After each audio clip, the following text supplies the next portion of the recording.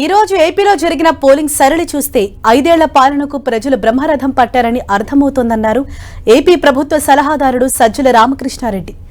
ఎవరి మేలు కోసం జగన్ కష్టపడ్డారో వాళ్లు జగన్ ని ఆశీర్వదించారని ఆయన అన్నారు.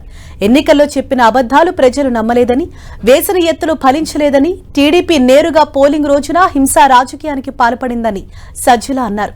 ప్రజాస్వామ్యాన్ని ఖూనీ చేస్తూ పలు స్థానాల్లో రిగ్గింగ్కి పాల్పడిందని ఆరోపించారు. ఈరోజు ఉదయం పోలింగ్ మొదలైనప్పటి నుంచి ఇప్పటికి కూడా ఎంత ఉత్సాహంగా పాల్గొన్నారో చూస్తే ఆశీస్సులు ఎవరికి ఉన్నాయనేది ప్రత్యేకంగా చెప్పాల్సిన అవసరం లేదు. ప్రజల కోసం పాటుపడితే, ప్రజల్లో మమేకమైతే దీవెనలు ఎలా ఉంటాయి అని జగన్మోహన్ రెడ్డి గారు ఆశించారు. అవి ఈరోజు పోలింగ్ సరళిని కానీ, సుదీర్ఘంగా క్యూలు కట్టి గంటల తరబడి నిరీక్షించి వేయడంలో కానీ ఆ అభిమానం, ఆ ఆశీస్సులు ప్రతిబింబించాయి.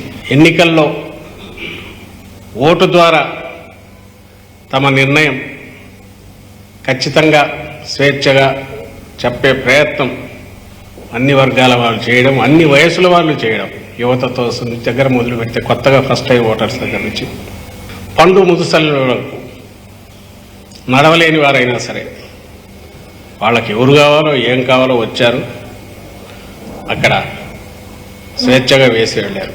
అది బాగా అందరం ఆనందించదగ్గ విషయం, స్వాగతించదగ్గ విషయం. ఇప్పటికే ప్రచారం దగ్గర నుంచే నిస్పృహలో కొట్టుకుపోతున్న తెలుగుదేశం పార్టీ పోలింగ్ రోజు వచ్చేసరికి దాని డెస్పరేషన్, ఆ నిస్పృహ, ఆ నైరాశ్యం ఎంత పరాకాష్ఠకు పోయినాయో, ఏ రకంగా తట్టుకోలేక రెచ్చిపోయాయో టీడీపీ కార్యకర్తలు అనబడే గూండాలు కానీ, లేదా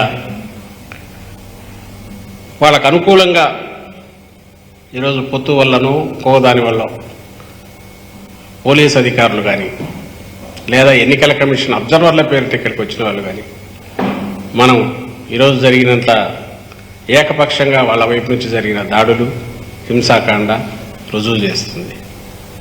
ఆ డెస్పరేషన్ కనిపిస్తుంది అందులో. దాంతో నుంచి వచ్చి ఎట్లాగైనా సరే ఏదో ఒక రంగ పోలింగ్ని అడ్డుకోవాలనే దుస్సాహసం కూడా వాళ్ళ వైపు నుంచి కనపడుతోంది. నోటికొచ్చినట్టు మాట్లాడడం అయితే ఏమి, జగన్మోహన్ రెడ్డి గారి వ్యక్తిత్వ హననానికి పాల్పడడం అయితే ఏమి, అంటే ఏవైనా అజెండానో అంశాలనో మీదనో మాట్లాడడం అనేది జరగకుండా అప్పుడు మొదలుపెట్టింది. ఆ రోజు నుంచి తెలుసు మామూలు దారిలో రాలేమని.